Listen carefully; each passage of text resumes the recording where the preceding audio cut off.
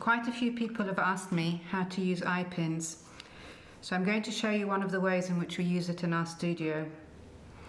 Eye pins come in a variety of platings and sizes, but they're all identifiable by the eye or the little loop that they have at the bottom. And one of the best ways to use them is by using the loop to link one bead to another bead in order to make a chain.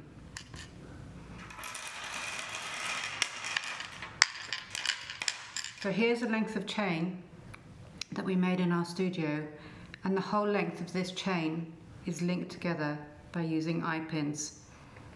I'm going to show you how we do this. So, like any other pin, you would put your bead through it and then loop it and pin it. I'm not going to show you how to loop and pin in detail because we do have a video showing how to loop and pin, and the link for the video is just below. So if you've not done it before, it might be good to have a look at it, or if you need a little refresher, please do have a look. So we start off by preparing all our materials, and in essence what we've done is we've added an extra loop to the other side of the eye pin. So I've got a variety of materials here, and on each and every one I've got a double loop. And what I need to do next is link it. So I've got a length of chain that I've started making, and I'm going to show you how I add some of these beads to it to make a chain in the desired length and in the pattern that I want. So once you've prepared your beads and you've got all the materials that you need ready, the next thing you need to do is link them, and it's quite important that you open and close your eye pins correctly. So grab your flat nose pliers and open your loop front to back. Don't try and open it to the side.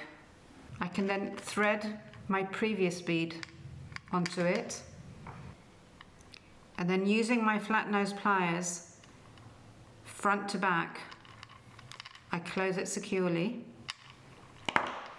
to link the beads together, and then I carry on so that my chain ends up being at the length that I want it to be.